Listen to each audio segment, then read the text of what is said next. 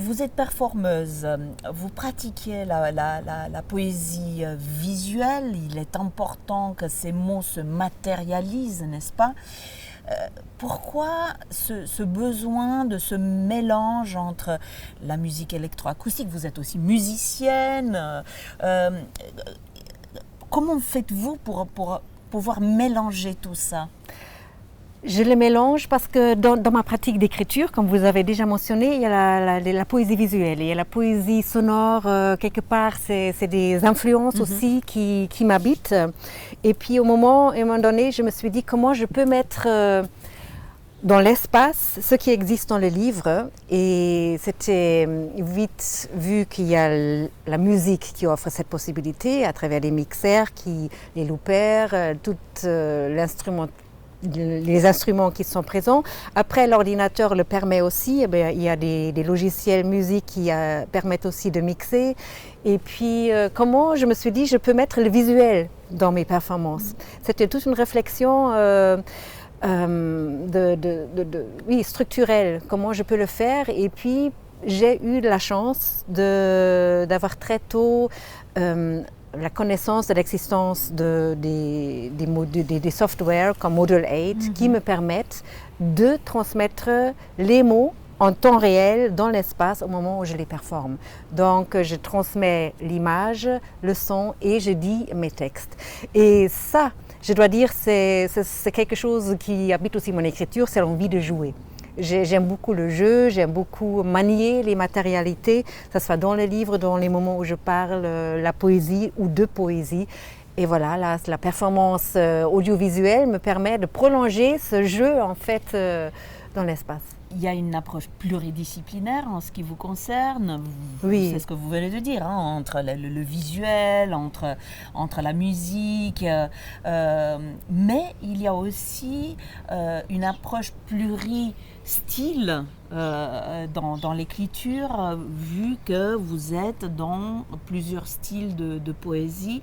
Racontez-nous en fait quelle est votre approche. Est-ce que vous êtes dans le vers narratif? Comment vous naviguez entre les différents styles dans vos poèmes? Oui. Votre poésie en fait. Dans ma poésie ou dans mon écriture, parce que c'est vrai, j'ai une écriture qui est très linéaire comme dans mon roman, dans mon récit autobiographique. Après, il y a les recueils de poésie, donc je mélange les genres. Vraiment, pourquoi ça m'arrive comme ça, je ne peux pas dire, mais ça vient. Ça vient de l'intérieur, c'est aussi une envie d'explorer. Je pense que je suis une exploratrice quelque part dans le domaine de la langue. J'explore la sonorité des langues différentes, j'explore les possibilités d'expression linguistique qui est la poésie, le roman, les récits, la narration, la réduction, la matérialisation. Tout ça, c'est les frontières. Je traverse les frontières tout le temps, ça se passe dans les genres, dans le monde, oui. Traverser des frontières, voyager, mais il y a aussi chez vous, Heike Fiedler, cette envie de transmettre. Vous êtes enseignante, mais vous donnez aussi des cours d'écriture, hein, de poésie. Qu'est-ce que vous avez envie de transmettre? J'ai envie de transmettre à la fois l'envie de découvrir de ce qui habite la langue, ce qui est plus que ce que nous parlons tout le temps. De découvrir, c'est comme de prendre une matière, de la regarder à travers un microscope, de découvrir des structures qui nous échappent à l'œil nu, je dirais, et puis de s'éloigner et de prendre cette matérialité et de la reformer, de la transformer. C'est ça un peu. Et puis beaucoup dans mes ateliers d'écriture, je pratique aussi la mise en commun.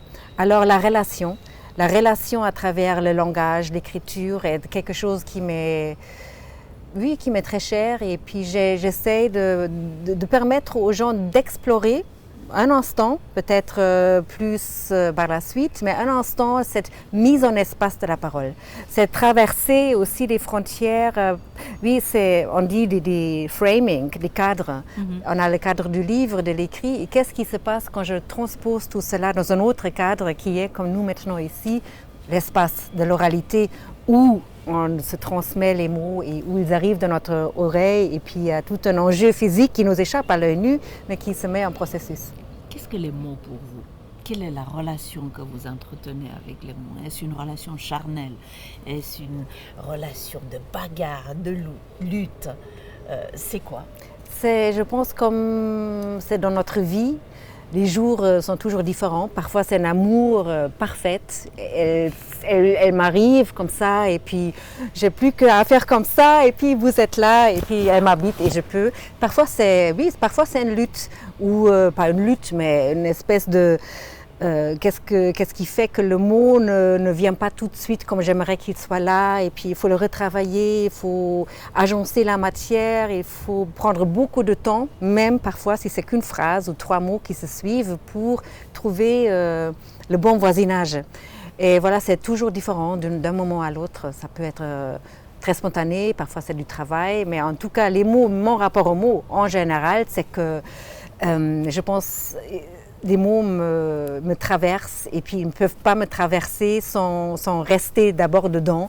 Et comme on a vu tout à l'heure dans le blues de la vache à Hublot, voilà, les digérer, de les transformer, de voir ce qu'ils font, comment elles me transforment aussi. C'est parfois moins moi qui transforme les mots que les mots qui me transforment, et après ça devient un jeu comme ça, comme une équipe en fait. Je fais équipe avec des mots.